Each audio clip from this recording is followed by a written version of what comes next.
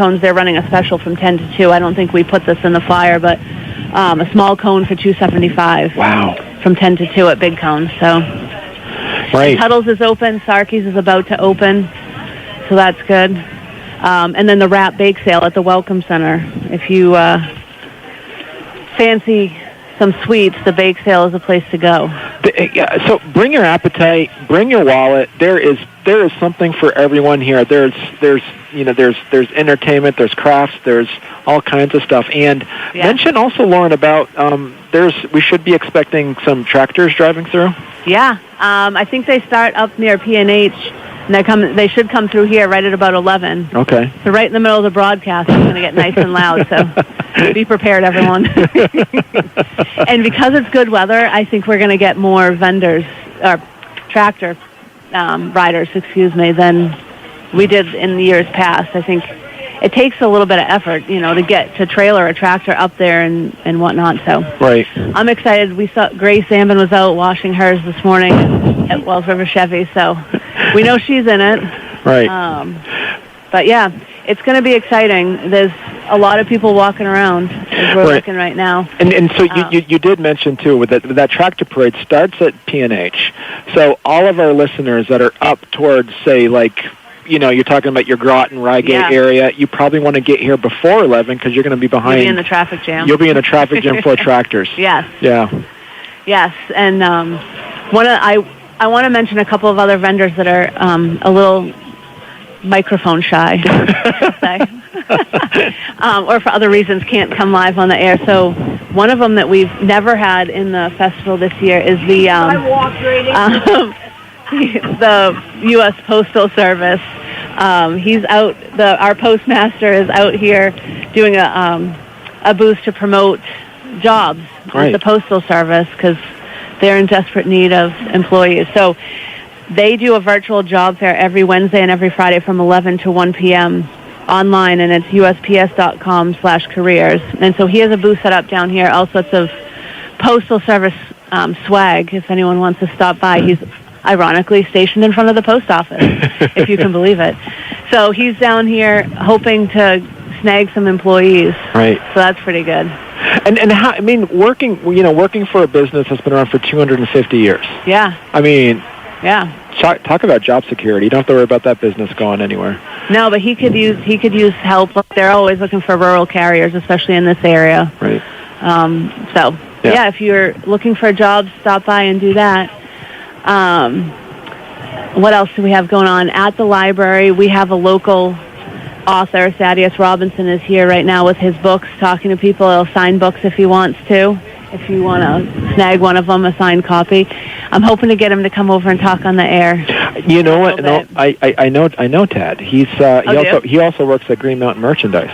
Okay. Yeah. Okay. So, he's the voice you hear when you call. So he's got many hats. Okay. Yeah. I see another vendor here staring me down. One of the newer businesses in town in the old Burnham shoe store building. If we can get her to come up and talk to us.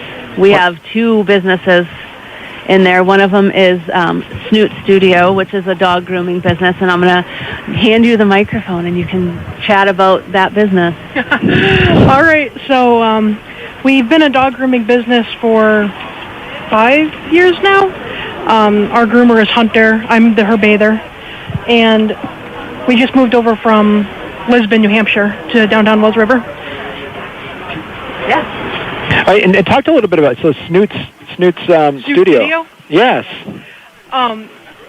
It's in the old Burnham shoe store building. They just finished remodeling, and so if you've been driving by wondering what the heck is going on in that building, now is your chance to come down and see open. It's open for people to go in and take a look around. And then in the front of the building is Ellie's Garden, which is Julie's. Yep, so I'm growing fresh flowers over on Route 5 in East Rygate and needed a floral workshop. So I'm in the front of the building. My daughters are in the back of the building. And I will be having some studio hours and doing Thanksgiving, Christmas arrangements. So come by and check out the shop. Thank you, ladies. Yeah, and as you mentioned, that's in the old Burnham Shoot building too. And as you said, you guys have been working on that building for about a year. Yeah. And it's been fun to see it transform. And if you haven't been through Wells River and paid attention, the front windows in Julie's section are gorgeous. Right. I love it. It's fun to see what she's got put up next. So, can I ask a couple of Snoot Studio questions? Sure. All right. So very, very curious for you. It's how can someone book a grooming or advice after today? Any beginner-friendly options that people have? So we're mostly booking out for grooming clients, but for bathing dogs, the best way to book is online on our website, snootstudiogrooming.com. Okay. And the phone number on the sign is 603-558-4420, and that number is good to text to set up appointments as well. Okay, all right. Do you have any grooming tips you'd share for say chilly early morning walks in Vermont? Grooming tips. Well, the best tool for grooming your long-coated dog is a comb. If it doesn't get down to the skin, there's a lot of issues hiding underneath there. But the thing about dog grooming and pet grooming is there's no season for it. Dogs are always growing their fur. Yeah, we see a lot more de-shed clients in the spring and the fall. Okay. That's my specialty. Taking very, very hairy dogs. Sometimes they'll come in looking all white because they have so much extra fur coming out. So we turn our studio into winter snow. Right. Makes a huge mess everywhere, but it's a lot of fun. It's very rewarding to turn that dog into something beautiful and cuddly again. Oh, I know. I've seen some of your photos too that are on there with Snoot Studio, and it's amazing to see. You have them posing almost as way too, with some flower backgrounds and stuff like that. Yeah, Hunter used to do photos. She used AI to generate backgrounds for them. But yeah, she always had squeaky toys and some sort of treat to wave in front of the dogs so they would look alert. Oh yeah. That's amazing. So how are your dogs doing with so much traffic happening out here now? Yeah, it's been a little bit of a transition because our other place in Lisbon was pretty rural. Okay. And we had our own big driveway, so it was a totally different environment for loading and unloading. But I think it'll be fine long term. It's just a little bit of a transition for people to get used to. Yeah. Getting the harnesses and collars on their dogs a little more tightly. Right. I know you guys worked really hard on getting that building up and running for you too. Yeah. Yeah. Yeah, we're no stranger to renovating buildings. So. And Julie said you have flowers there too? Yes. Okay. All right. Talk to us a little bit about that.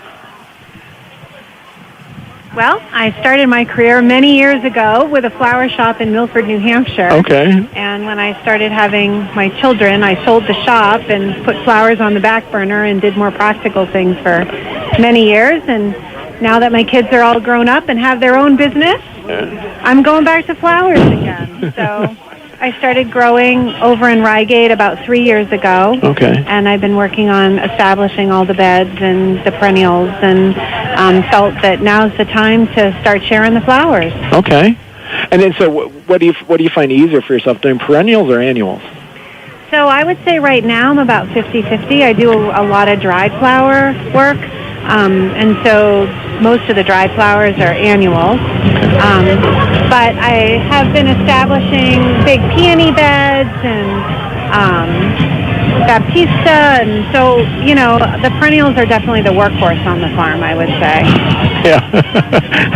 It's amazing. Is like the house I purchased years ago. You don't know what's planted there until after seeing everything for a year. Yeah. Things just pop up, and and some of these nice homesteads will always have some type of flower growing. Yeah, at least that once is a month. the beauty is the seasonality. We start the season with tulips. Yeah. And then the tulips are fading, and the peonies come, and then the peonies fade, and right. The annuals start to bloom, and this time of year, of course, the hydrangeas are in full force. Yeah. And the Rebecchias and Yeah. amaranths and all of that. So it's fun. It's fun to change. And then, of course, when we get into Thanksgiving and Christmas, we do lots with all of the evergreens for wreaths and garlands and centerpieces. And so really it's spring through Christmas. It's just always changing. And I think that makes it really fun. Now, Julie, if somebody wants to, can people take orders to get bouquets from you now? Yeah, so I'm not quite set up yet, but I'm hoping by the end of the month that we'll have the website set up ready to do orders and delivery for Thanksgiving and Christmas. Right. So we're going to deliver to the local area. I'll have some studio hours if people need custom work and want to come in and talk to me. That's fine too. And then for November and December, we're going to do a holiday pop-up shop, so you'll be able to come in and browse the designs and maybe design your own custom wreath with me. Okay. So I used to do that at my old flower shop many years ago, and I'm looking forward to doing it again. It's a lot of fun. Excellent. All right. Thank you so much, Julie. Thank you. Yeah. I'm excited to hear them talk about the businesses. It's been fun watching the progress of the building and seeing them open. It's exciting. It's kind of bittersweet for me because just as they are opening, I'm taking off and leaving Wells River. But, you know, I can officially say that now. You know, we hung up the banner yesterday. So for live on the radio, if you didn't hear me yesterday, LC Design Concepts is going to be moving from Main Street in Wells River to Dartmouth College Highway over in North Haverhill. We purchased a building, and so the showroom's going to be moving and expanding. So it's a good thing, you know. Well, I sell a lot of my cut flowers over at Hatchland, so I'll be able to visit all the time anyway. Yeah. So, and I'll still be in the area, but one of the things we were excited about having the radio come down here today was to sort of talk about some of the big secret that I've been keeping for a couple of months, that we're buying a building and moving the showroom. So I encourage anyone to come in today. It's hard sometimes as a business during this festival because all the vendors are set up in front of the business and you can't necessarily see in. So I'm telling everyone live on the radio, get your butt down here and come see the showroom before it leaves this building and moves. And displays are for sale, lots of decor for sale in the showroom and all of that. So yeah, come in and see me. That's right. And that's LC Design Concepts right next to the post office. Yes, at 31 Main Street. Right. Provided the beautiful countertops in my shop. Yes, we collaborated on some of the stuff in Julie's new space. And I'm supposed to remind people, the vendor right next door to us right here is Janet Collins of Green Mountain Wood Turning. She happens to be my mother. Okay. So shamelessly plugging her. She's a wood turner, and her booth, she wants everyone to know she's doing 20% off from 12 to 1. So come down between 12 and 1 if you want 20% off of already really good pricing of handmade wood turning items. And we actually have 2 other woodworking vendors here, too, which is kind of cool. Well, and to be clear, it's 20% off the price, not 20% off the actual object. Yeah. Right. Yeah. You're not taking 20% off of the object. No. No. And you know what? Anyone listening, if you're a potter, we would like to have pottery vendors here next year. Ooh. It's interesting because when my mom and sister lived in Pennsylvania, all the craft fairs that we would go to down there were very heavy on pottery. Like they would, if there were 50 vendors, 5 of them would be potters. And it's so interesting because we've never had someone that does pottery at this show. So I would love to have that. We have a couple of artists, which is good, down near the bank. I think it's Sarah Putnam. Before I forget, the Wells River Food Shelf is over by Wells River Chevy, and they have a bunch of plants, house plants, by donation. All the money goes towards the food shelf. Okay. So you got plants at that end, and then in my showroom I have a ton of house plants for sale. So come see me and buy a house plant, and then go see them and buy a house plant. I keep my money. They're going to the food shelf. Both going to a good cause. Yeah, both going to a very good cause. Once again, we're talking to Laura Nelson from LC Design Concepts. We're right here. We are here down at the So Long Summer Hello Fall Festival. This is the 15th, I believe? 15th? 13th. Okay. Why do I keep saying 15? I don't know. I don't know. Yeah. And but technically, I think it should have been 14th or 15th because of COVID. Right. They had to, during the worst of it, with social distancing and everything, everything was frowned upon. So they decided it would be best to just postpone the festival and skip that year. And so, but also you mentioned too, like in the promotions for this coming, you mentioned RAP. Can you explain what RAP is? Sure. So RAP is Wells River Action Program. It was created in 1994, originally to help revitalize downtown Wells River and turn some fairly dilapidated buildings, turn them around and turn quite a few spaces into low-income housing, apartments, mixed-use buildings. So the building I'm in at 31 Main Street has my retail space and the post office on the main floor, and then there's 7 apartments upstairs. One of the other buildings that they helped work on is the Big Bubbles laundromat building, and then there's a couple out behind them.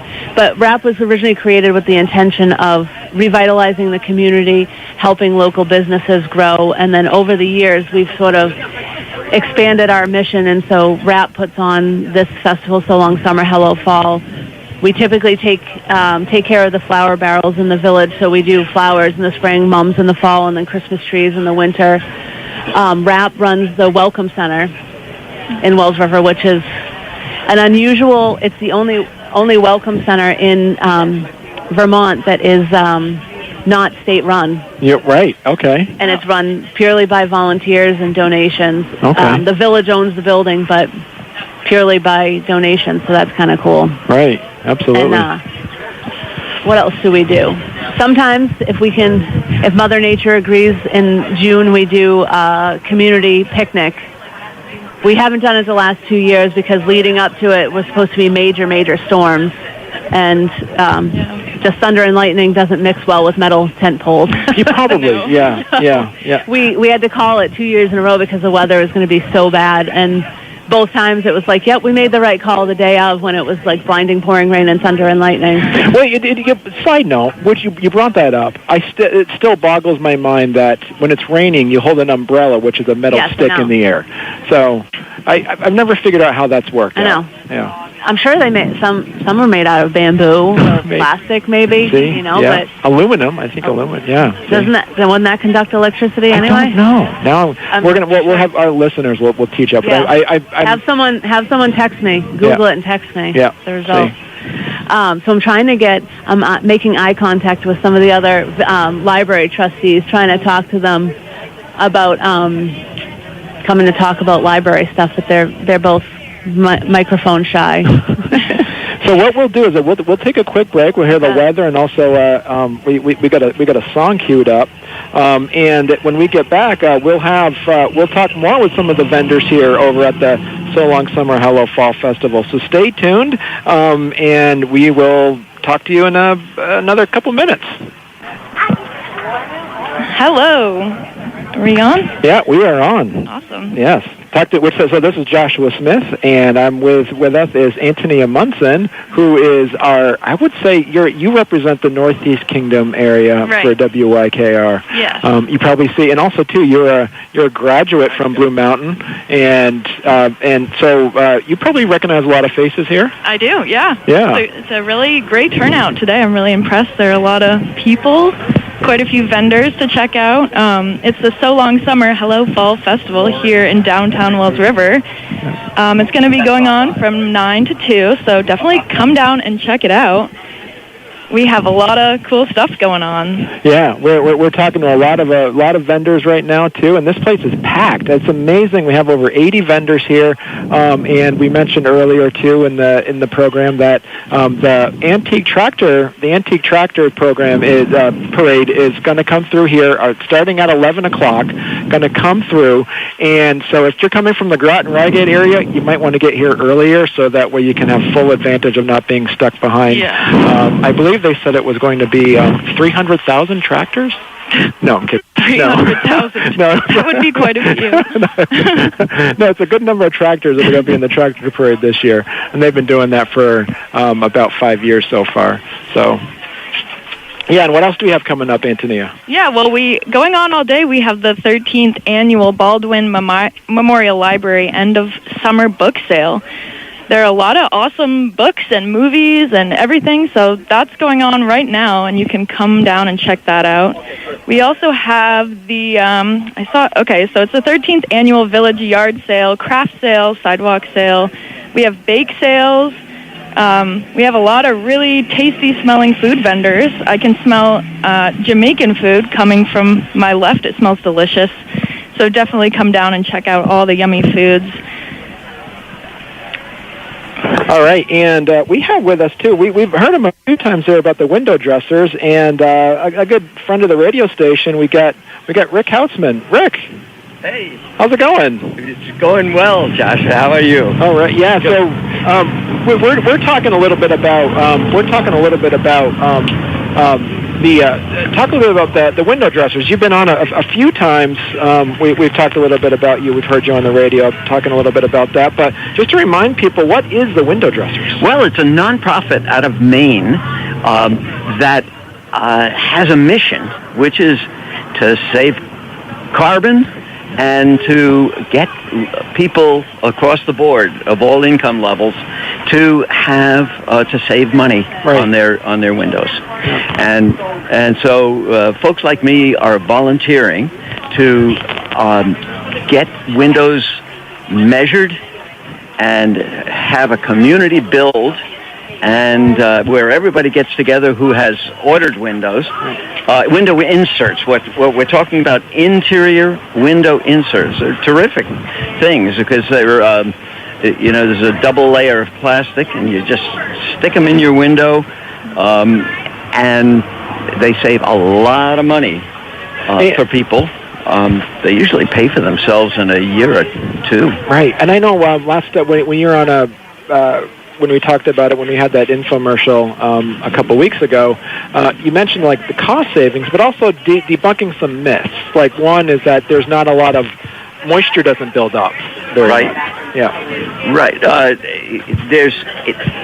It's held in by foam, and the foam dispels the moisture somehow. Right.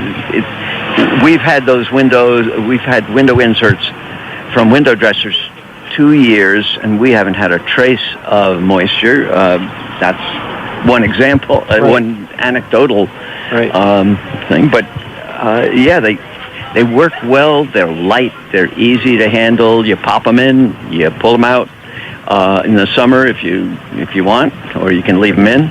And a typical one, if you're paying full price, a typical window would be $55, a whole lot cheaper than, say, a storm window, but much more efficient than a typical storm window. And you don't lose, in terms of visibility, they're perfectly transparent. Over a period of 5 or 6 years, they'll get a little hazier than a standard piece of glass, but they last. I can't testify that 5 years because we've only had them for 2 in our house, but they've been terrific in terms of money saving. And as you mentioned too, with the window dressers, the unique piece about it is that people sign up, they get their windows measured, and then they also volunteer time to help alleviate some of those costs for getting those installed, correct? The reason why they can get high-quality interior window inserts for $50 is because it's most of it is volunteer. Mm-hmm. The materials they buy over in Maine and ship them over here. In our case, we're having there's what's called a community build in Barnet, and there's a community build that I happen to be associated with that's in Corinth. And so Newbury and all the way over to Chelsea and this year Bradford are all tied in. Vershire are all tied in with the Corinth build, and we'll put together something like 220 to 250 windows, all in kind of a fun barn raising kind of atmosphere. People put in 4-hour shifts. Some people bring over lunches for everybody. It's just a lot of fun. And is it too late for people to sign up this year? It's getting very late, but it's not too late. September 12th is the actual deadline, but everything has to be measured and taken care of by that date. So if anybody wanted to get involved in this, they would be, they'd have to look up windowdressers.org and take a look, see if you like what you see. If you do, you can... Hey, the tractors are coming by. So I'm gonna sign off here. Windowdressers.org. You can sign up, and we'll come by and measure your windows and take it from there. But you have to do it right away. All right. Thank you so much. That's from Window Dressers. And as we mentioned, now we got the tractor parade is coming through. Antonia, look at these tractors. There are quite a few tractors lined up, I'm seeing. Yeah, they're Pretty coming loud. through. Yeah. And as we're waiting for the tractors to come through, we're also going to be talking to Kelsey from 302 Cares coming up in just a minute. And until then, I think we're watching. So we're counting so far. That was at least 1, 2, 3, 4. These are antique tractors too, Antonia. Lots of John Deeres, I'm seeing. Yeah. And it looks like we have a little 10-year-old driving. So a little student driver bumper sticker on his. People of all ages. Yeah, that's a KC885 right there. Our good friend Watson's driving a John Deere 620. A lot of 820s I see too. Yep. Yep. A lot of green and yellow, that's for sure. Yeah. Seems to be the leading brand here. Yeah. So far we've seen, we've got about 20 tractors coming through so far. And yeah, we got a John, a lot of small ones too. And what's that? A McCormick Farmall. Okay. Ooh, I like the Farmalls. Okay. I have to say. Yeah, Oliver Row Crop 66. That is a McCormick. You got another McCormick, and that was the parade that came through. There's about 20. I would say about 20 tractors, huh? Yeah. Roughly. All right. So Antonia, who's your guest here? Who do we have coming up here? So we have coming up next. We have Kelsey. She's with 302 Cares. Okay. Kelsey, how are you doing today? Doing well. Thank you guys for coming. Yeah, of course. Do you have a booth set up? We do have a booth over by Sarkey's. Nice. Mm-hmm. And what do you have at your booth set up that people can come check out? Yes, so we have a lot of information. We're the Substance Prevention Coalition here in Wells River. So we have a lot of information about vaping, cannabis, and other substance prevention. Fun things like having family dinners has been shown to reduce substance use in teens. Absolutely, yeah. We also have a lot of fun giveaways, phone holders and clips, and all sorts of fun things. Exciting. What would you say that your main mission is with 302 Cares? So our main mission is working with the community.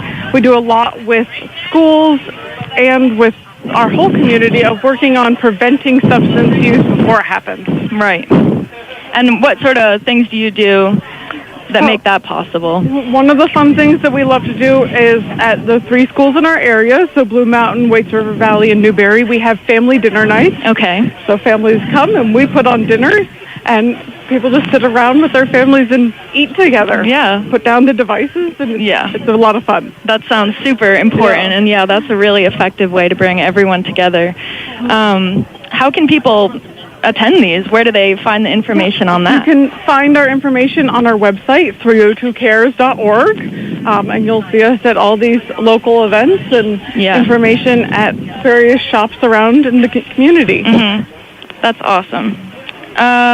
What's a pressing need that any new things that you're focused on going into the next year, this fall? Any new initiatives you're working on? So there are 2 big things. One is working with the youth about vaping. It was for a long time labeled as a healthy alternative, but really it has just as many dangers as smoking. It's just, they're just different dangers. Yeah. So working with youth about preventing that. And then on the other side, with our senior population, keeping their medication safe. So we have these great drug prescription mail-back envelopes. So you can find more information about all of those. Awesome. Yeah, that's super important work that you're doing. How does a festival like this one help you raise awareness or connect with the locals? It's a really good opportunity to meet people and speak face-to-face. We love coming to this festival. We've been here for quite a lot of years. We're actually a subgroup of RAP, which puts on this festival. Okay. Yeah. So we do love, and it's just a great place to come out and see some information and ask questions and have a lot of fun. Definitely. What small action could our listeners today take that would make a difference? Oh, that's a great question. I think one of the big things is just having conversations. Yeah. Especially if you're a parent or you work with teens, just having those conversations, making sure that you're a person that they can come and talk to.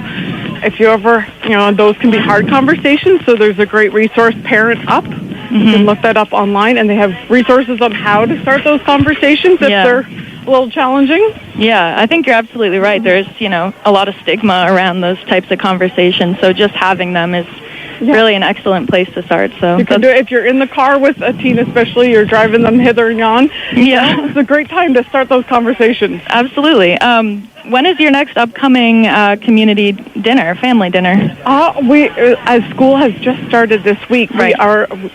Stay tuned. We will have them. The dates out soon. Yeah, and they can check that out on your website. Yes. How can folks around here offer help? What kind of support are you looking for with 302 Cares? We're always looking for more people to join and volunteer, whether you can come to our monthly meetings, which are on the fourth Tuesday of the month. Okay. At 2:45. They're usually held at Blue Mountain School. Or if you can just come for an event, that you're welcome to come anytime. We love to talk to people and get them involved. Absolutely. How does 302 Cares partner with local businesses and nonprofits, local agencies? You said you work with RAP, which puts on this event right here. So yes, we also do a lot of work with Little Rivers Healthcare. Okay. With not only their doctors, but they have the medicated treatment assisted program. We also have information at some of our local places. The library here has our prescription mail-back envelopes and information about what we do. We do that. Very nice. Yeah.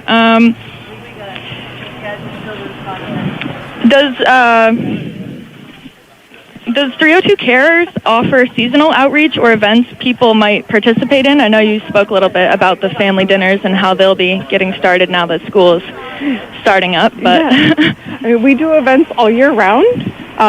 There's more when the weather is nice. Right. We do things in the winter as well. We do some more indoor events. We check out our website. We always put things where we're at. Yeah, awesome. All right. See if I have any more questions lined up for you. Do you have a success story from your work? I'm really interested to know if you have a certain, a story or something that you've heard that's really made a difference. I think one of my favorite things is we had a teenager who was coming to our meetings and just having that awareness about vaping and how even though there's fun flavors and it's still the cool thing to do, they had that awareness of, oh no, I don't actually want to do that, and they had the reasons why. Yeah. And so I loved hearing that. Yeah. And also they got together. That same person got together with some other friends and found other things for them to do to fill that boredom. Yeah, absolutely. Yeah, it's amazing when you have the opportunity to have those conversations, before any of that starts. Just stop the problem before anything happens. So. Anything else you'd like to share about your work with 302 Cares today?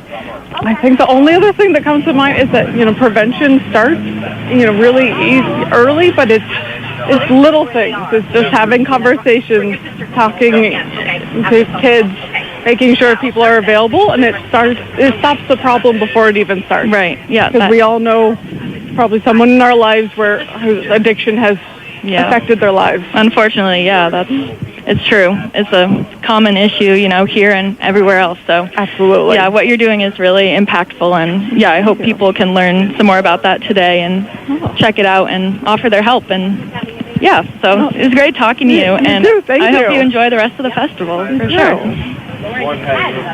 I think coming up next here we have, I believe, Donnie from the Jazzy's Children Fund. Hi, Dawn. Hi, honey. How are you? Good. How are you doing? I'm doing well. You were my teacher back in the day. Back in the day. Yeah. I still have a book that you gave me. Oh. It was called My Antonia. Oh, yep. And yeah, I still have that. I love it. That's so cute. That's and what I was named after. And you have always been a beautiful person, soul, and you still are. Likewise. I love to see you. It's really good to see you. You too, honey. Do you have a booth set up here today? We do. Jazzy's Children is always out and about in the community.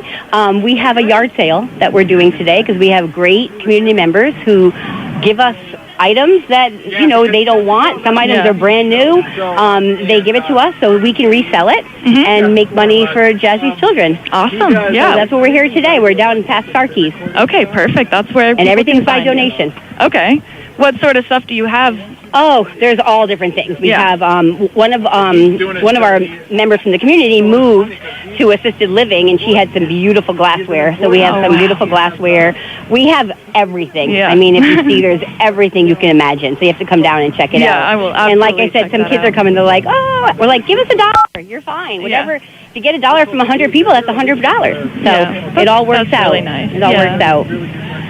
Did you want to tell us some more about Jazzy's Children? I love talking about Jazzy's Children. Yeah. It's one of my favorite things to talk about. So Jazzy was my goddaughter, and we lost her back in 2013. Yeah. And before she passed away, Jazzy and I sat down, and we talked about how we can help kids, because she loved kids. Yeah. And she was in the hospital for a year. So we talked about how we can help kids, and she came up with the Jazzy's Children name. And because we gave her a couple names, and she said, no, I want Jazzy's Children. And our logo is Jazzy as the big owl, and the children are the little owls. Yeah. So it represents her, helping children from heaven. Yeah. So, and she's our biggest supporter. Of course. So yes, we started this in 2014. So what are we going on now? 13 years that we're doing it, and we've given away almost over $300,000. Wow. So, and all of us family volunteers. Yeah. None of us, get paid. We just volunteer to help families. Yeah. And what are some of the ways that you do help families, and how can we help? How can the community help? So the community's been helping. They do donations.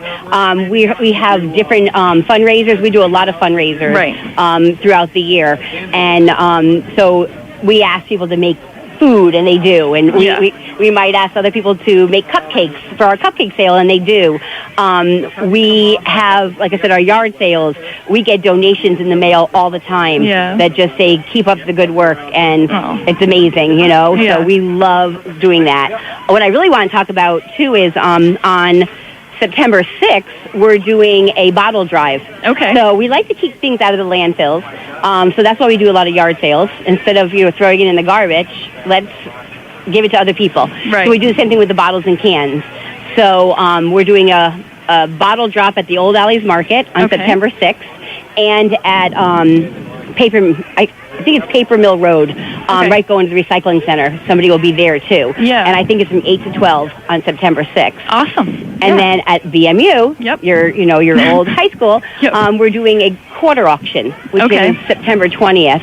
And if you haven't been to a quarter auction, you have to come because it's so fun. Yeah. We have brand new items, gift certificates, all different kinds of things that we not raffle off, but people bid on. Okay. But it's not with, $30, $50, whatever. They put a quarter or 2 quarters or 3 quarters, and the amount of people that come together, bid on the same thing. Yeah. And we make, a good $3,000-$4,000 sometimes with that. Really exciting. And this year I'm excited. Can I keep going on this? Yeah, of course. This year I'm excited because Modern Woodmen of America, thanks to WIKR, they are matching the donations we're getting. So they're matching us up to $2,000. Wow. So we're going to be getting a donation from them. Yeah. So we're very excited for that. Mm-hmm.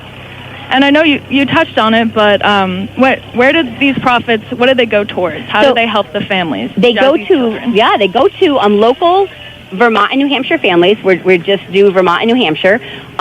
Families will reach out to us, or we'll see something in a paper or on Facebook, and we reach out to them. And what happens is we reach out to the family, and then we get a doctor's note. So, something, because we have to make sure everybody's honest. Right. So we get a letter from the doctor, and we are affiliated with different hospitals, Dartmouth and UVM and a couple other hospitals that know about us. So they'll recommend families. And families can basically do what they need to do. Mm-hmm. When Jazzy was dying, we lived our life the most. Yeah. We knew there was a limited time, and we made sure that every day we lived. Yeah. And we did things, and we enjoyed her. So that's what we want people to do. Absolutely, So, we want people to be able to go camping if they want to go camping. We want people to be able to, pay their rent if they're at the hospital with their kids, or car payments. So basically, it's the family's discretion what they need, to pay. We don't recommend them paying hospital bills. We recommend them living. Yeah. Get out, groceries. Make every day count. Live life to the fullest. Yeah. That's exactly. Yeah. That's such important and amazing work that you're doing. Thank you. It's been great speaking to you about Thank you. And it's great speaking to you, because you have grown up and are beautiful as always. Yeah. I mean, Josh, you're kind of beautiful too. Sorry. But Yep. As I say, I got the voice. I got a face for radio. So, there you go. Thank you guys so much. Thank you, Thank Dawn. you very much, Dawn. All right, coming up now, we got our own local author here, Thaddeus Robinson. Do you go by Tad, or is it Thaddeus? For face-to-face, I do Tad, and for the novel series, I go by Thaddeus. Okay, and as we say, you are internationally acclaimed local author. I've had a couple of my books read overseas through Amazon Kindle. Right. And talk to us a little bit about your series. It's how many books do you have in your series out already? There are 6 books. The first series is done. It's the Paradise Saga. Okay. It is Tales from Paradise is the first series. It starts with a book called For Michelle. It is about a dying father telling his son the story that he doesn't know. Okay. And kind of explaining to him what happened behind the scenes in his life when the child was being a child. And these are not small books. These things are like doorstop size books. They range from 300 to 600 pages depending on the novel. Wow. Each book expands on a different person in the family's story, culminating in the final one where it kind of brings everything all together. Okay. So in the past, when I talk to authors, I have a standard question that I ask authors. Okay. Are you ready? I'm ready. Describe the first 5 pages. It is a young man coming to realize how important time is with family. Okay. So this isn't sci-fi action, or it bridges the gap between authors like Nicholas Sparks and maybe John Grisham. There's some law in there. There's a little James Patterson, because some of them do pick up the pace and have some mystery and intrigue. It's family drama. Okay. It's something for everybody. It's just a good story. What's the age range for this book? I was going to say 16 up. Okay. Little deep topics in a couple, but, nothing to shy away from. Right. Now, because you've written 6 books so far. 6, yep. So what have you learned writing your 6th book that you wished you learned when you wrote your first book? To have patience. I started writing the first book 25 years ago. Wow. I would work on it for a little while and then put it aside. Okay. And then I'd go back to it a couple years later, write a couple pages, get frustrated, stop, and put it down. It started with a simple story that evolved into, well, what would be next? It's the question I keep asking myself is, what happens next? And it evolved into 5 other stories that I outlined and dealt with. And so my day job, I work at Green Mountain Merchandise selling T-shirts. They give us a couple weeks off in the wintertime. What else can you do in Vermont when you're snowed in besides sit at a computer and write? So I took that time to sit down, really fluff out the stories and go, what happens next? Right.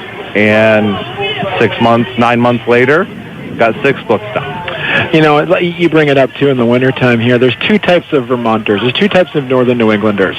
Ones that own snowshoes and ones that own slippers. Like, those are the 2 types of footwears.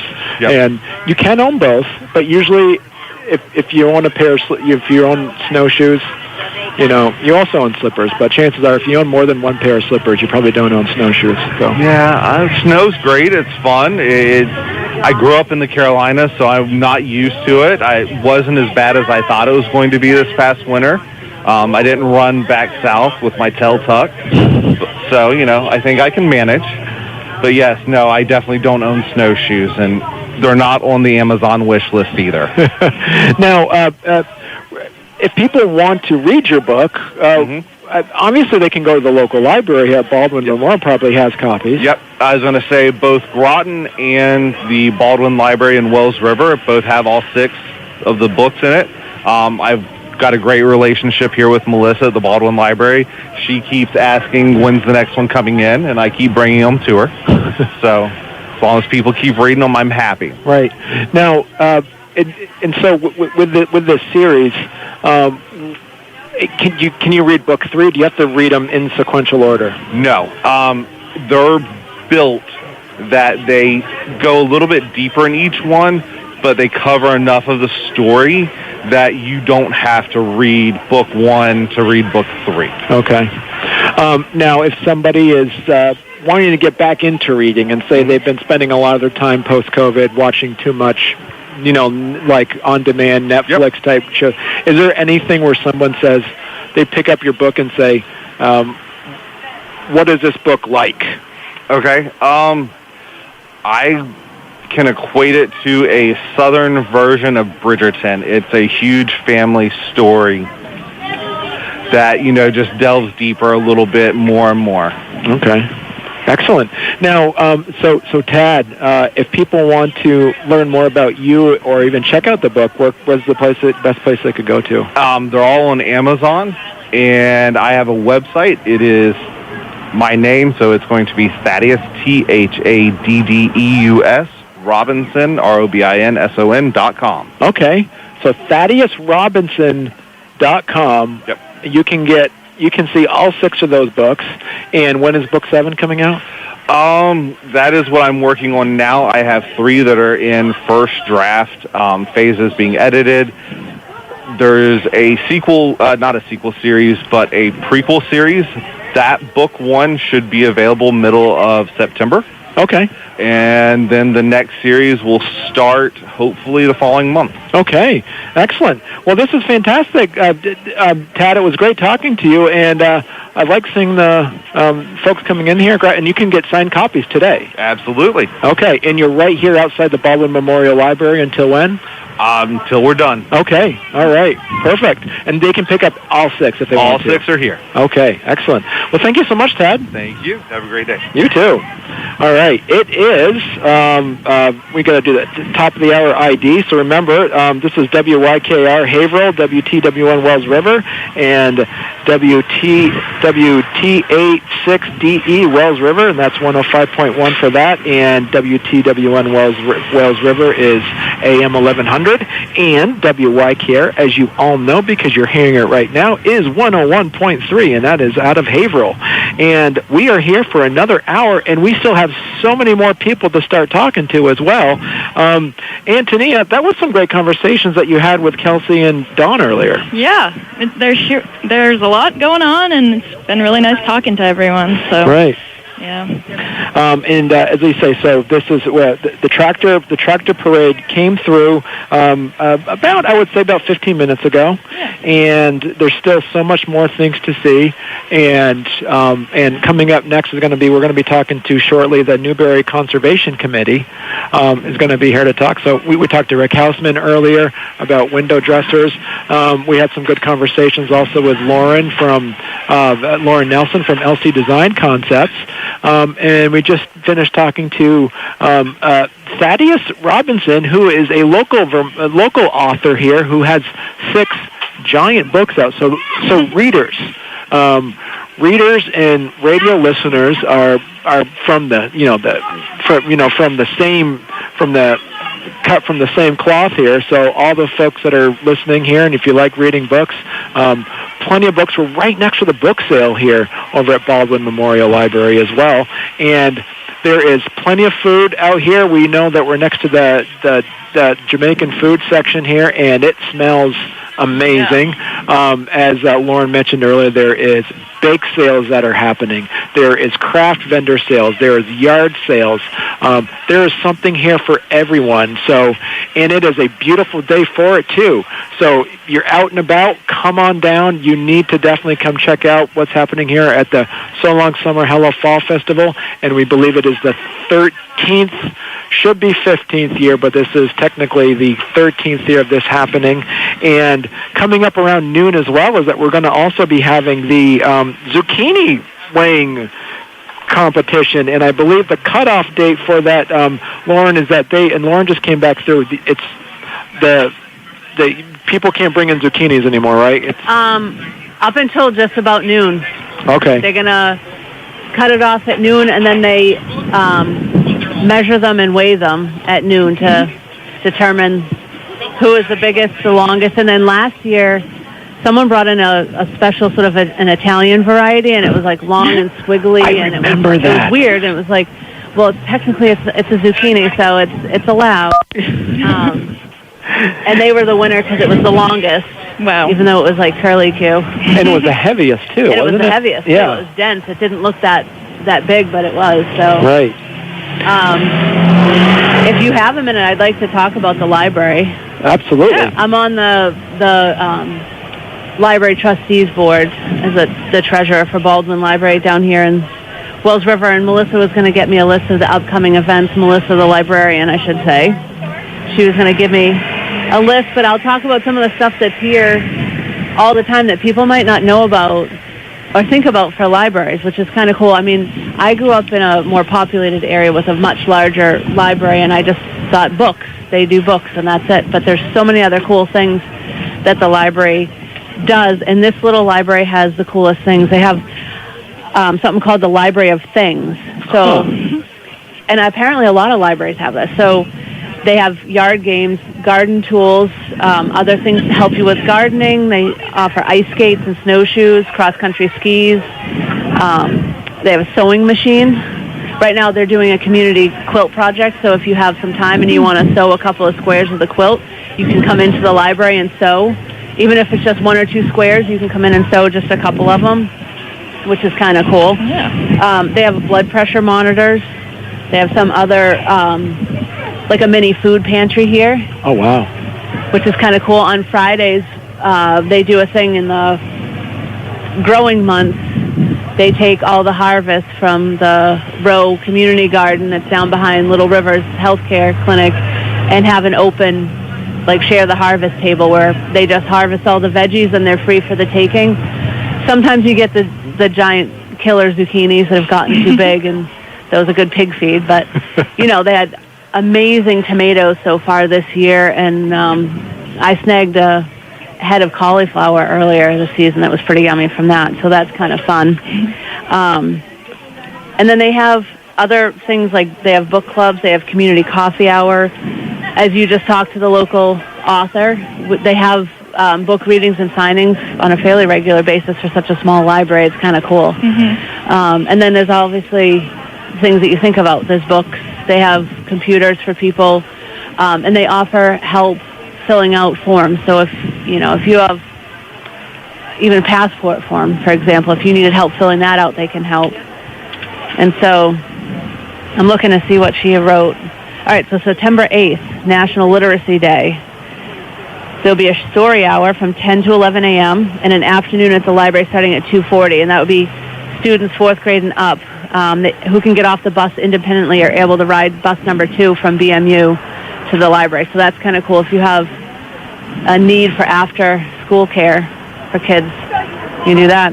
September 22nd, Fall into Reading. That's adult-oriented event. It's a community coffee hour from 10 to 11 and afternoon tea 3 to 4.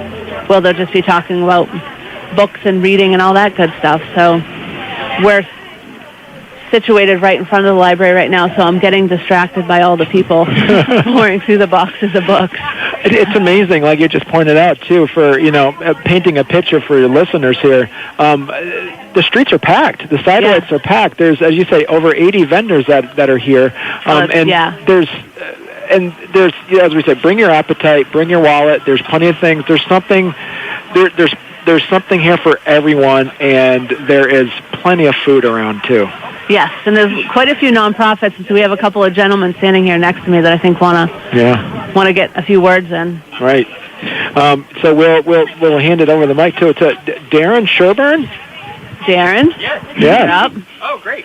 So talk about that. Hey, what's that T-shirt you're wearing there? What does that say? I am here for the Cohosh Chamber of Commerce. We're set up down in front of the laundromat on the other side of Wells River Savings Bank next to Yeoman Brewing, which is also one of our members and one of our board members, too. Okay. So happy to be in our little family circle down there. The streets are packed. I can't believe it. Yes. It's been crazy busy today. So we're capitalizing on the lack of balloons at other booths. So something that's very hard to balance with the Chamber of Commerce is any involvement of children outside of the events that we do that are targeted towards the younger crowds, like our film slam. Sometimes our garden tour, kids will ride with their parents. So what we've started doing is bringing balloons to events so that the kids are stopping by and seeing us. And we're drawing fun designs on them and stuff today. So we're having fun with it. And remind people, with the Cohosh Chamber of Commerce, what is the Cohosh Chamber of Commerce? So we are a grouping of local businesses and entities that support each other, support our region. We are from Fairleigh, Orford, Bradford, Piermont, Newberry, Haverhill, and Wells River, Woodsville is the territory that we cover. And essentially, we are supporting the region through events mostly lately and still supporting some of the older things we did, such as, job board, connecting businesses for resources and maybe connecting people with businesses they're not aware of. However, we are, I believe, pivoting somewhat into the events more because we're seeing that's where we're seeing the largest return. Right. Especially the visitors, the attendees, they love our events. The garden tour just happened this past summer, and that was so well received, especially for people from Hanover, Norwich coming north to come to our region. It's so fun to expose people to our region in ways that is different from just coming to, say, like the Colatina, which is a great local business. But a lot of people know Main Street Bradford and not the outskirts of Bradford, which the garden tour opens them up to. And then also, too, is like, we're 5 years outside of COVID, and everything kind of hibernated for a couple of years. And then now we're in it. Now we're now in 2025, and just the Cohosh Chamber of Commerce has exploded with so many events and so much support for local businesses. As you mentioned too, what are some of the benefits that local businesses can expect being a member of the chamber? So, as being a member of the chamber, you get first dibs on advertising, sponsorship of our events. We've rekindled our newsletter in a great format, and we're happy to have submissions from our members or from local businesses and just groupings in the community to populate that newsletter. Outside of that, it's just the support of the chamber. If there's something that we can do, if there's an event that you'd like to host, something that you'd like to get off the ground or even trial through us, we're happy to partner with these businesses, organizations to support their events and to ultimately advertise their events on our platforms. Right. Now, so Darren, you seem to know a lot about the Chamber of Commerce. Are you like the president of the chamber? I'm currently the president of the Chamber of Commerce, yes. And I will be a longtime member, too, even when I'm no longer president. I'm from this region. I'm incredibly fortunate to be from this region, and the support of this region is incredibly important if we want to see it sustained. Describe what's at your table, then. You said some balloons? Yeah, I have balloons. I have our rack cards for the Chamber of Commerce, and then I'm right next to Yeoman Brewing, which has a whole selection of non-alcoholic drinks, locally crafted, sourced beverages, and then we're right next to, I believe it's the 4th of July Parade Committee, and they have bake sale style goods, Turkish delights, donuts, etc. So I'm situated between food and drink, so I'm very fortunate. You don't have to. You can sit there and just eat all day. Then. Yes, absolutely. And if someone wants to become a member of the, can individuals be members? Absolutely. We take individuals, we take businesses, we take nonprofits. Essentially, if you are interested in joining the Chamber of Commerce or being associated with the Chamber of Commerce, you can reach out to myself, Darren Sherburne, as the president, or Joseph Mitchell, our membership coordinator, who also is the proprietor for Yeoman Brewing. So he's always out and about, and so am I. So we're always happy to discuss the Chamber. And what's the website for the Chamber? Cohos.org. Cohos.org. Okay. Excellent. Well, thank you so much, Darren. Thank you for having me, Josh. You're welcome. All right, we're going to take a quick break. We're going to check in for the weather, and we're going to play a song. And when we get back, we'll have more vendors to talk to, so stay tuned.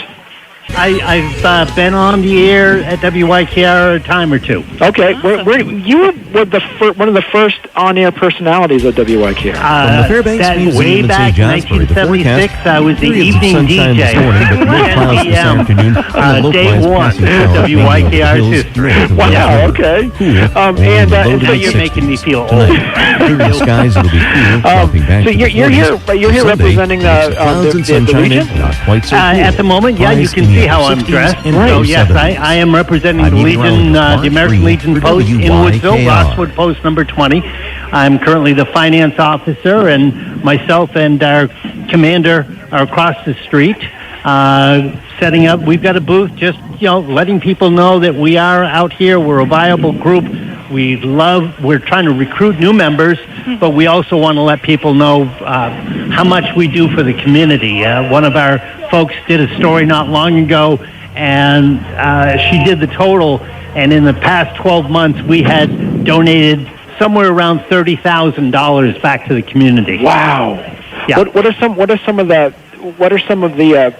fundraising things that you do? Well, one of the big things that we did, and it was $10,000 worth, was a brand new scoreboard at the Woodsville Community Field for the high school baseball team.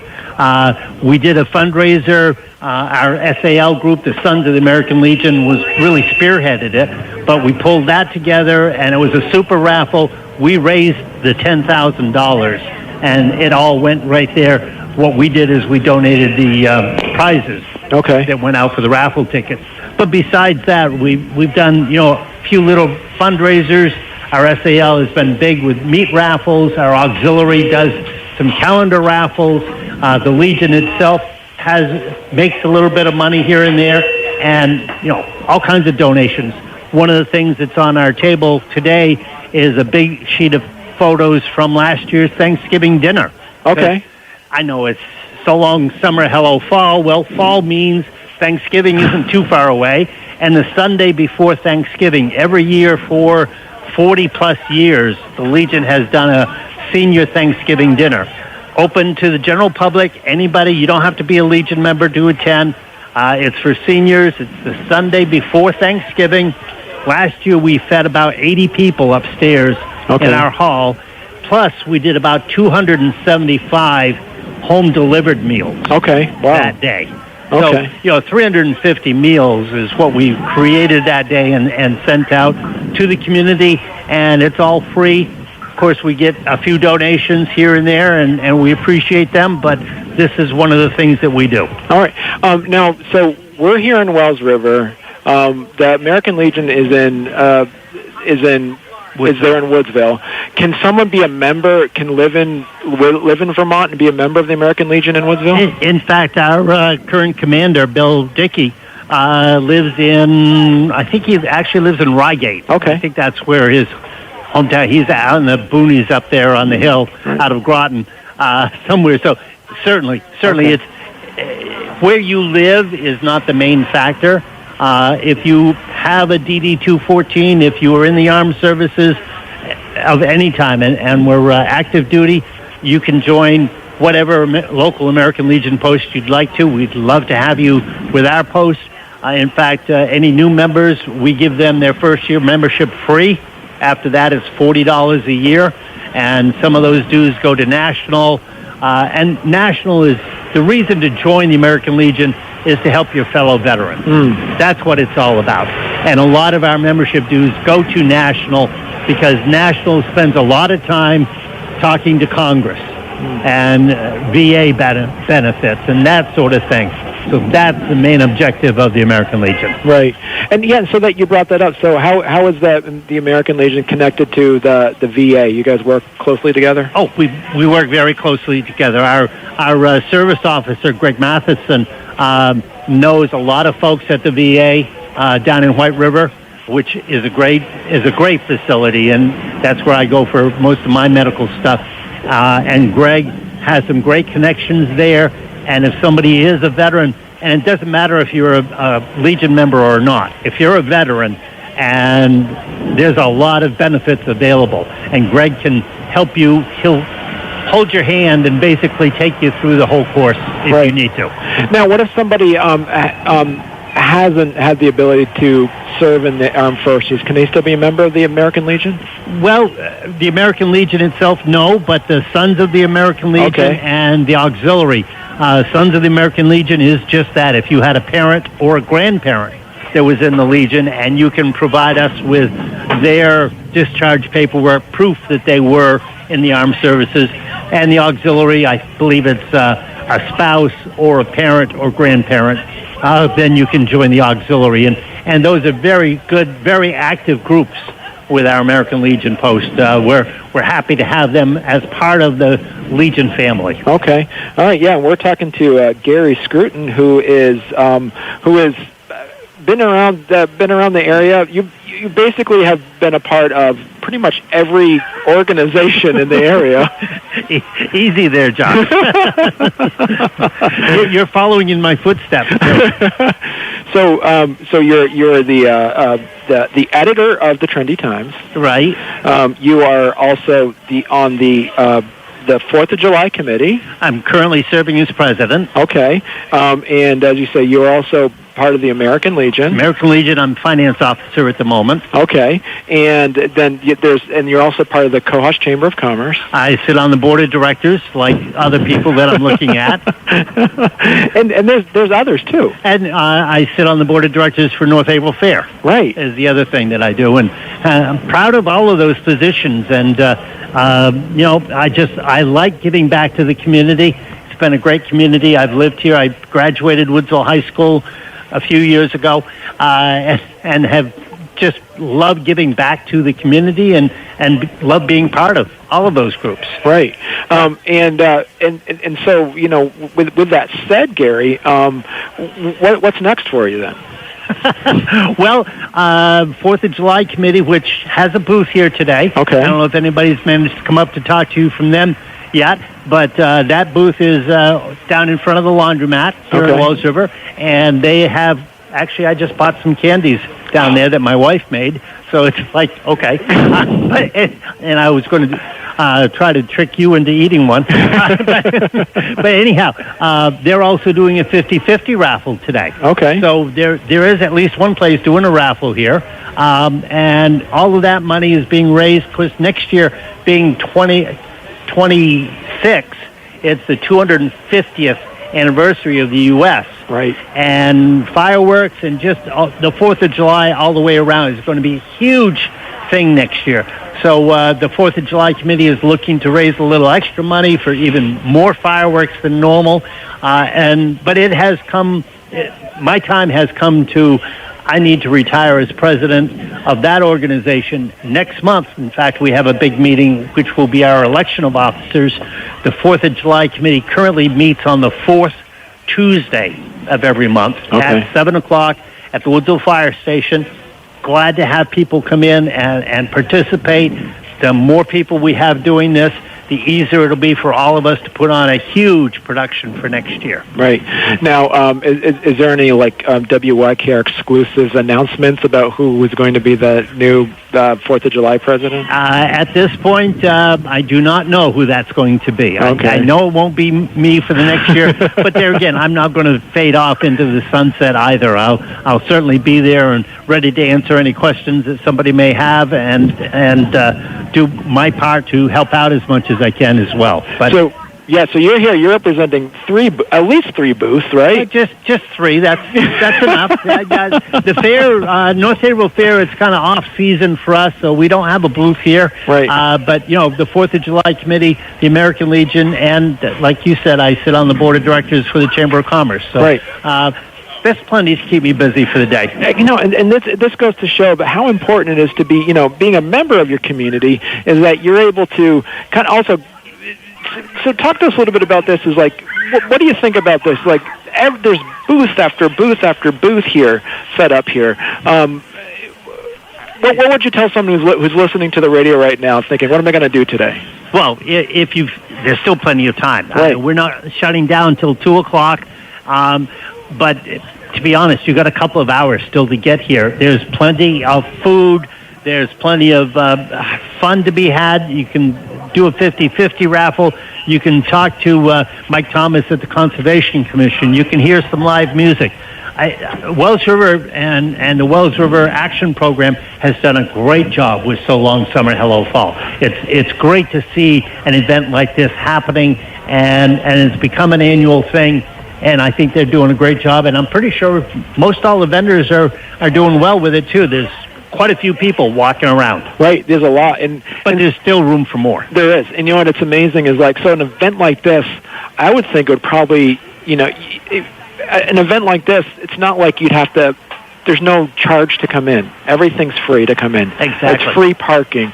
All the events are free. There's no one taking tickets or anything. You can come here. You can park anywhere here in Wells River where there's still spaces, and take a walk around. Like I said, there is.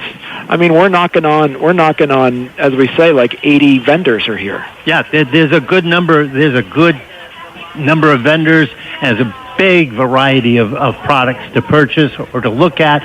People to talk to. You'll probably see a few friends. Right. Yeah. Or enemies or neighbors or relatives or whatever you might be looking for. So, yeah, all of the above. Probably. All of the above, yeah. Well, thank you so much, Gary. This has been fantastic checking in with you. Oh, great. Thank you very much for the time, Josh, and hope the rest of the day goes well for you. And here, have some candy. Wow, look at this. This is good. Did you get to get a free sample before your wife packed them up? I'm going to take the Fifth Amendment on that one. But I can just tell you from experience, they are delicious. Excellent. So enjoy them. All right. Thank you so much, Gary. All right. Thank you. All right. And that was Gary Scruton, who is I would say, a community father to many of us here. He's a member of many different organizations, and as the previous publisher and present editor of the Trendy Times. He also is the member of, as he said, he's part of the American Legion. He's part of the 4th of July Committee. He is part of the, as he said, the North Haverhill Fair Committee. He's part of the Cohosh Chamber of Commerce. And in a few minutes, we're going to be talking to Mike Thomas, and Antonia is going to go grab him for us. And in the meantime, we want to remind everybody that here we are at the So Long Summer Hello Fall Festival, and we are and we have plenty of food here. So if you haven't eaten yet, come on down and check out any of the vendors. We got Jamaican chicken that's next to us. It smells amazing. We got crafters here. We also have events that are. We also have the bake sales that are happening here. We also have a lot of nonprofits that are set up that are selling some of their wares. We talked earlier with Laura Nelson, who mentioned too that she is moving from downtown Wells River to she's having a location up in North Haverhill. We talked earlier with the Baldwin Memorial Library. We also talked to Rick Hausman from Window Dressers earlier, and we also talked to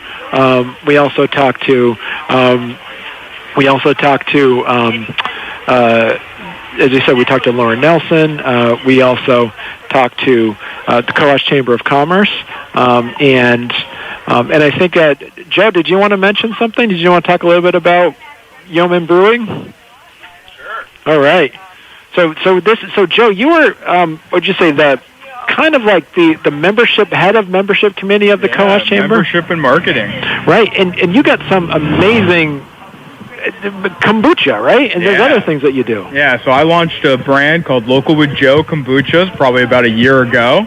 And we're actually working on a specialty flavor with some local businesses. I'm not sure if I'm allowed to plug their names or not yet, but we're super excited to really just support more local businesses. All of our ingredients are locally sourced, as much as possible, and we're just cranking away at really spreading what local means to individuals around here. And talk about some of the health benefits of kombucha. Yeah, so kombucha is just full of antioxidants and amino acids and probiotics, prebiotics. It's super good for gut health. Well, and I know that, and you mentioned that because now it seems nowadays people are kind of gravitating more into learning more about the body and how some people like the stomach is the second brain, and and also to explain a little bit the difference between prebiotics and probiotics. Yeah, so essentially prebiotics prep the stomach, the gut, for the probiotics, which is the whole biome. So they really work together to really help each other make yourself as healthy as possible in your gut biome. And what are some of the flavors that you have already available? Yeah, so all of our flavors, like I said, are locally sourced.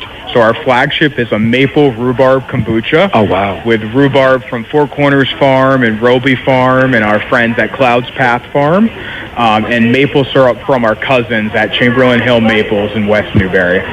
So if we're talking about hyper-local, that's what hyper-local means to us. Okay. And where, if someone wants to try to find your products, can they order it online, or do they have to go to a local store? Yeah, so we are on the web. You can find us at yeomanbrewing.com, but all of our products are pickup only right now. Okay. And our kombuchas are in over 25 local stores. And most local to the So Long Summer Festival here would be Three Bears Country Barn. Okay. And we're also at Gather Together Cafe. And then you can find us at Hatchland Dairy, and the list goes on and on. Wow. And as you said, and do you have any, like you said, you have seasonal flavors, but do you also have ones that are just like year-round? People can always get them the same flavors year-round? Yeah, so our goal with our Local with Joe kombuchas is to have local flavors that are scalable, but seasonally flavored inspired. Okay. So right now we have a spiced apple cider that's perfect for the fall, with local apple cider in it, and then a bunch of apple cider spices. Okay. And we also have ours, we just launched, we're dry launching it, our spring-inspired evergreen tip. Wow. Kombucha. Okay. Yeah. Excellent. And so Joe, you are, to remind people, it's not Yeoman Brewing spelled like Yo Man. It's actually spelled like... Yeah, it's Y-E-O-M-A-N. Okay. Old English word for farmer. Okay. And we use that term to really kind of support the local roots and where we source our ingredients from. Okay. Excellent. Well, thank you so much, Joe. And if people want to see your table, you're set up next to the Cohosh Chamber of Commerce. That's correct, right in front of the laundromat. Excellent. All right. Thank you so much, Joe. Thank you. All right. Coming up now, we have a famed voice from WYKR here, Mike Thomas. Mike.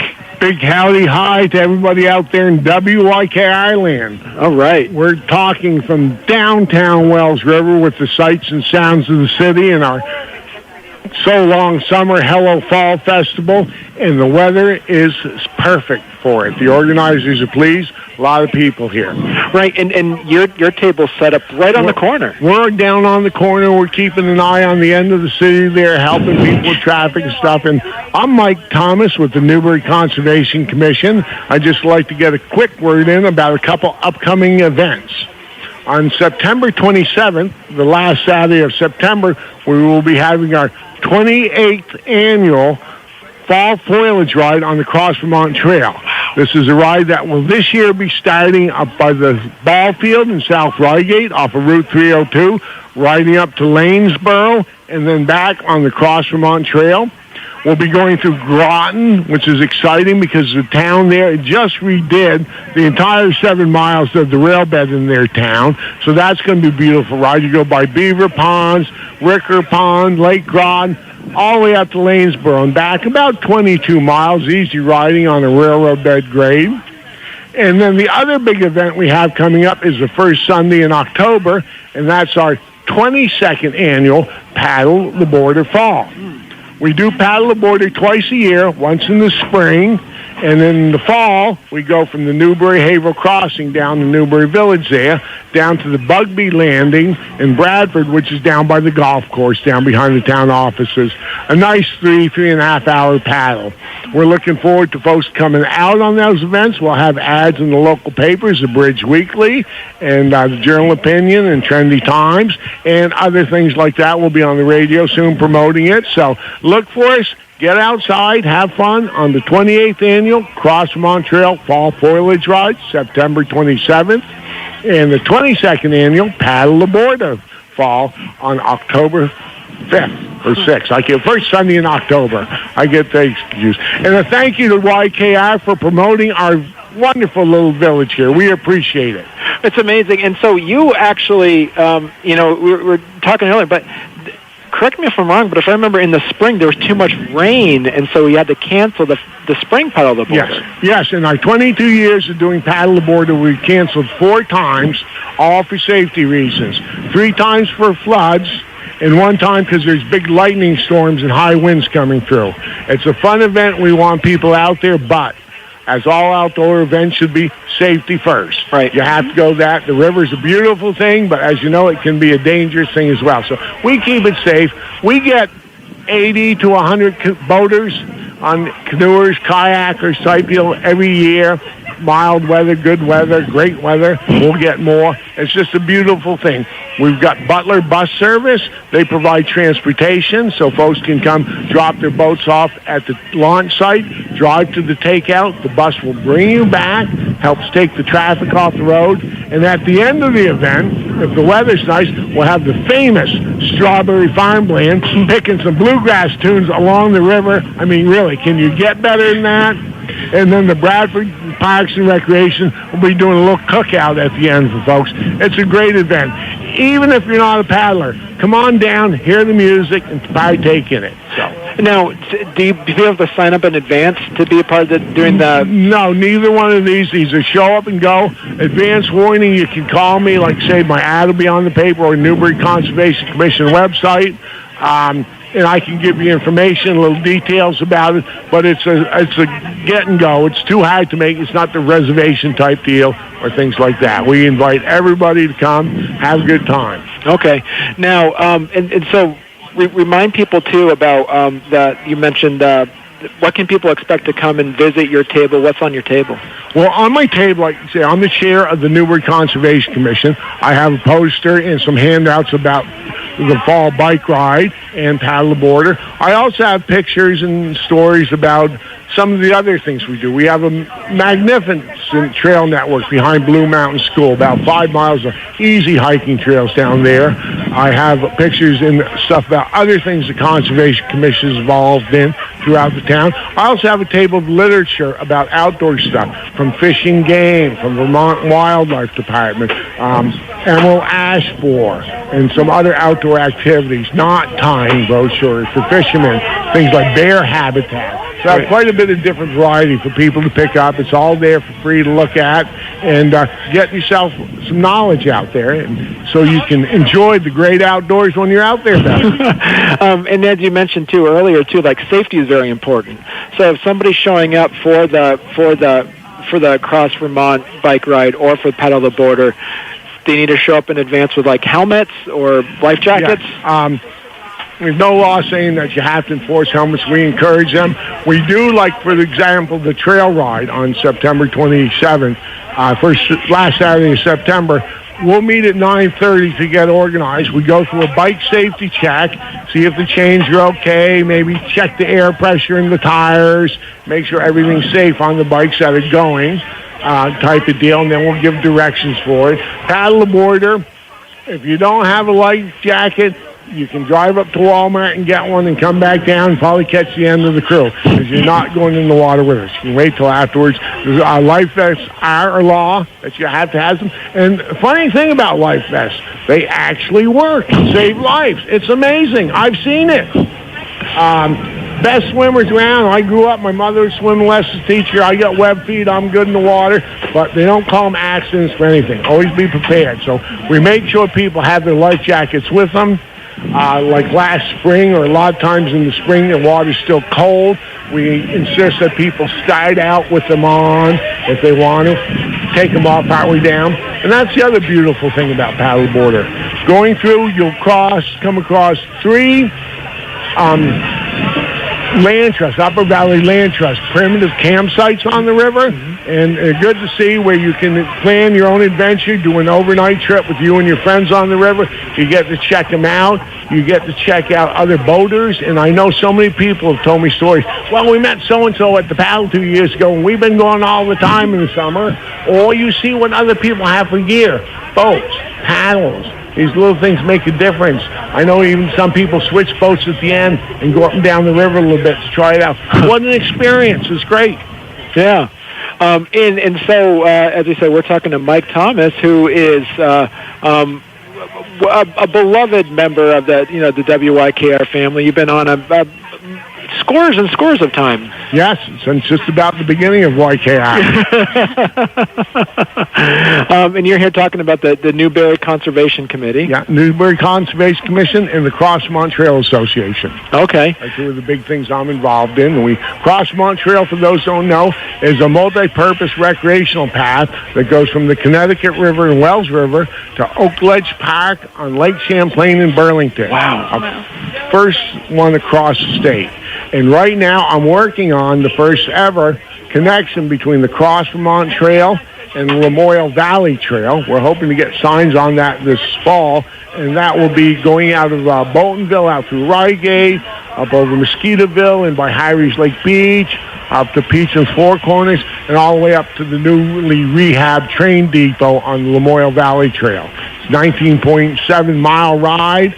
It's on town road, but there's nice as the quiet town road. Perfect example why Vermont's so great for back road riding. Right. And also, too, and remind people, like on the trail, there's certain vehicles that are not allowed to go on the trail, correct? Yes, there are. The Cross Vermont Trail in particular, like behind Blue Mountain School and in town here, is a non-motorized vehicle section. Up in Rygate and into Groton State Park, we work with the snowmobile clubs. We work with equestrians that ride on those trails. As you travel further east in Montpelier, Waterbury, and up in Burlington, we work with the local bike and pedestrian groups there. And most of those trails are paved or good bike and pedestrian trails, so motorized vehicles are not on. But it's a town-by-town, section-by-section effort that we do that. And that's so important that we all get along and work that way. Okay. Yeah, so Mike Thomas, and as you say, if people want to learn more about that, do you guys have a website that people can visit? Yes, we can look at the Cross Vermont website. Is all the W's in the world, one word, crossvermont.org. Okay. Crossvermont.org. Wonderful. We have cue sheets for each section. Like from here to Groton, there's 3 different cue sheets to tell you that's how detailed it is, where the trail is, what kind of surface you're riding on, paved, gravel, right, left turns, amenities along the way throughout the whole state. Stories of people who've done it. 3 years ago, we had a guy start here in Wells River at about 11 o'clock, ran all night, and ended up in Burlington nonstop. Wow. 96 miles. Yeah. Wow. That's not me, but he did it. It was great. And we have other people tell stories about their adventures up through there. You're going through beautiful part of Vermont across that. Right. Cutting it right across the whole state. Right. And then the Newberry Conservation Commission's website, I've got to update. The town of Newberry has been rebuilding its website, hired a professional, and I'm hoping our Conservation Commission, then we use the same list server and stuff. But this weekend I'll have this information about these 2 great events on there and up and running. So that's Newberry Conservation, .org. Okay, and then and as Mike says, his table is set up right on the corner. You can't miss it. It's probably the first thing that you're going to see if you're coming in through Rygate. If you're coming into Wells River down 302 East, you'll come right down and I'll wave at you. See? Look at that. Can't beat that for a deal. So come on down, folks. Enjoy the city here of Wells River until 2 o'clock. There's food, there's books, there's information about Tucker Mountain and other social groups and activities. There's vendors with woodworking, and I smell food. was good this morning. The wind was blowing one way. Now it's all blowing up towards me, and I can smell all the food through town. So it's a good time. Lots of people there. Right. And Mike's a humble man, so he doesn't want to brag about this, but I'll brag for him. You were also the Cohosh Chamber of Commerce Citizen of the Year. Yes, this past year, that was quite an honor. Yeah. Thank you. Yeah, that was good. Been at things for a long time. It's nice to be appreciated. But the nice thing about getting known like that is then people start paying attention and go out and do some of the events you're talking about, so they get to have part of the fun, too. Right. Excellent. Well, thank you so much, Mike. Well, thank you, WYKR, for supporting our community. I appreciate the effort. All right. So that's kind of interesting, huh, Antonia? Yeah, fascinating. Yeah. So Mike is like, he's a vast level of knowledge on everything that's local, everything outdoors. And it was a nice little bookend to talk to like Gary Scruton first, then talking to Mike Thomas, we're gonna check in again with Lauren to say to see what else is happening in the next couple hours. Hey there. Hey, how's it going? Good. You were just talking about food, and it's like, man, the Jamaican food is right next to us. Smells so oh good. My God, like mouth-watering. I think after you guys wrap up, I might go get a lunch and go hide in my office for a couple minutes. Just eat, yeah. I mean, there's so much stuff here, and this is still going to be going on for. When does things kind of? Another 2 hours. It finishes at 2. Okay. All right. So, yeah. And fingers crossed. I'm looking behind us. Yeah. The sky looks a little iffy, and hopefully Mother Nature doesn't repeat last year. It was right at noon where all heck broke loose. And everything kind of downpour. And it was like epic downpour, and everyone just disappeared. So hopefully that's not the case. I feel like that looks... Yeah, so I was listening to WYKR earlier, and Mark Breen said the Fairbanks Museum that we're going to start seeing some partial, happening. Little sprinkles, okay. Sprinkles around 1, 2 o'clock, so we should be fine. So we should be good. Yeah. Well, it looks quite busy. It looks like we've got a lot of traffic, a lot of people parked up on the street, too, which is good. And we didn't mention that, but there's parking at Jock Oil's parking lot. There's parking behind the bank, and then also Little Rivers, too. So if you want to come down, those are the 3 main parking spots, and then there is parking up the road on the road up by the church too. Okay. If you want to venture that far and walk on down, so that's kind of exciting. Right, and as you said, this compared to previous years, this seems to be the biggest it's been so far. This seems to be the busiest that I've seen, which is really good. Yeah. It's exciting to see our little Wells River this busy with this many people. It's kind of fun.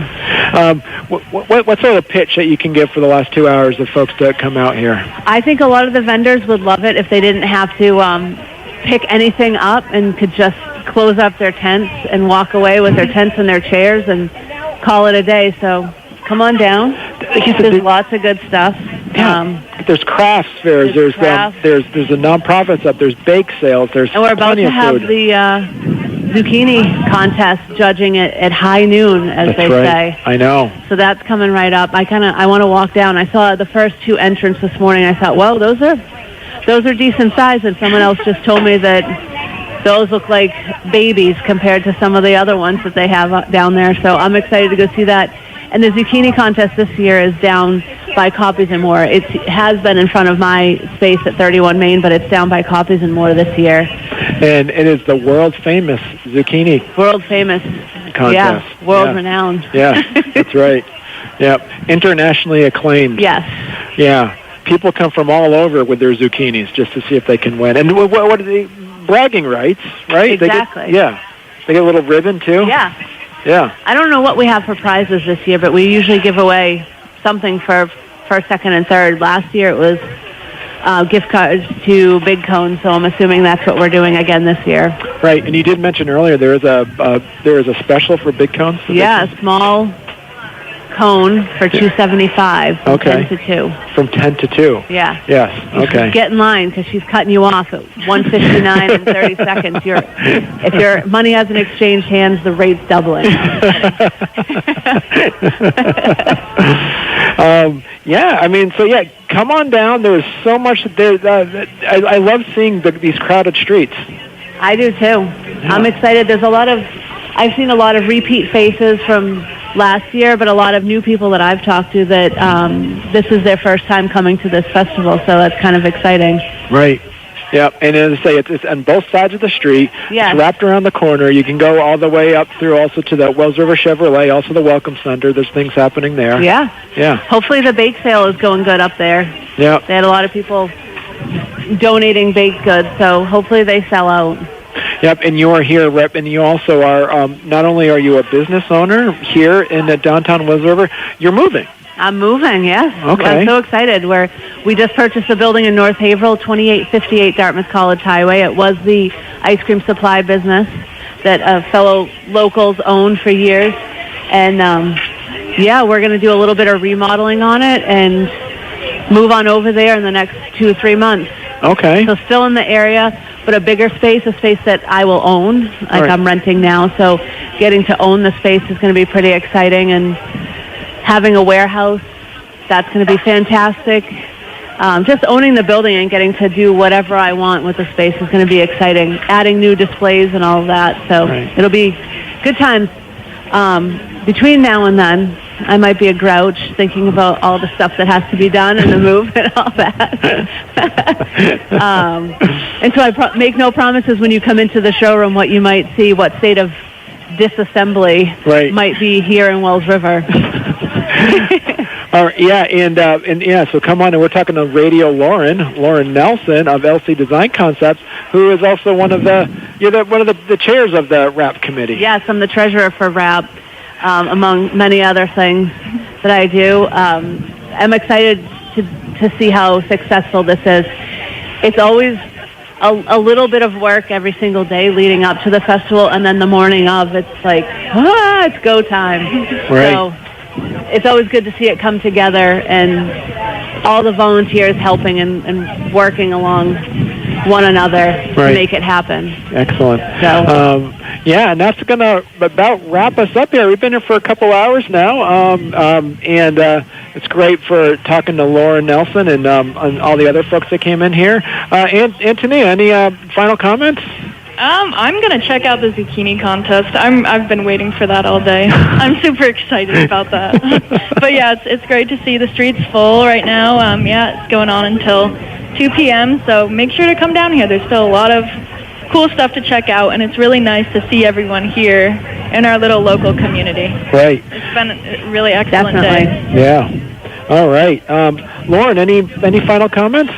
Come on down, everyone, and say hi. We still have a lot of stuff to sell. I need to clear out the showroom, so come see my showroom. I got a lot of good deals in there. You got a lot of good deals, that's for sure.